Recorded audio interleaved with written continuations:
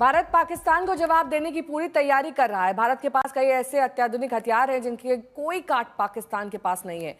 इसी में से एक है रैम्पेज मिसाइल। पहली बार आज तक पर हम आपको दिखाएंगे दुनिया की सबसे खतरनाक सुपरसोनिक रैम्पेज मिसाइल, जिसे नौसेना ने अपने MiG-29 के लड़ाकू विमान पर लगाया है।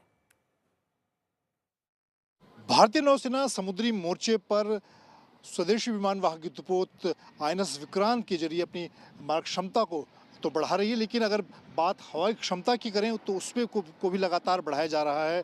बात चाहे MiG-29 लड़ाकू विमानों की जाए या फिर अब जो नए आधुनिक रफाल लड़ाकू विमान हैं।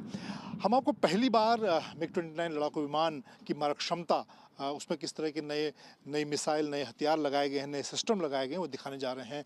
इस वक्त जो दुनिया की इजराइल की बनी सबसे घातक रैम्पेज मिसाइल है, उसको इंटीग्रेट किया गया है MiG-29 के साथ। इसके साथ ही लेज़र गाइडेड बॉम्ब सिस्टम पर भी इस पर लगाया गया है। हमारे साथ यहाँ पर कैप्टन अमित बेहरा हैं, उनसे जानेंगे कि क्या इसके फ़ायदे हैं, किस तरह से MiG-29 की मारक क्षमता को बढ़ाया गया है। अगर हम देखें तो रैम्पेज की जानकारी अगर बताई जाए तो ये दुनिया की इस वक्त सबसे घातक मिसाइलों में से एक आती है। किस तरह से कितने वक्त में इसको इंटीग्रेट किया गया और आने वाले दिनों में क्या इसके फ़ायदे होंगे?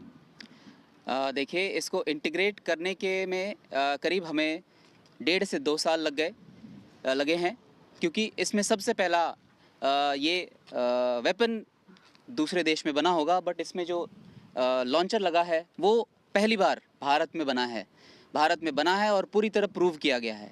ना ही सिर्फ ज़मीन से बट डेक पे INS विक्रांत पे भी इसके साथ लैंडिंग की गई है। ये इंडिया का सबसे पहला लॉन्चर है जो पूरी तरह इंडिया में बना है।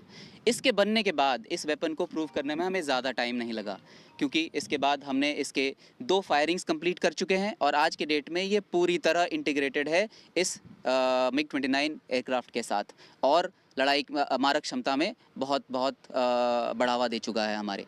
अब एक और आधुनिक घातक हथियार की बात करते हैं, क्योंकि लेज़र गाइडेड जो बॉम्ब सिस्टम है उसके वो भी यहाँ पर इंटीग्रेट किया गया है MiG-29। इसके बारे में जानना चाहेंगे, इसको किस तरह से इंटीग्रेट किया गया और इससे क्या किस तरह से MiG-29 की मारक क्षमता बढ़ेगी?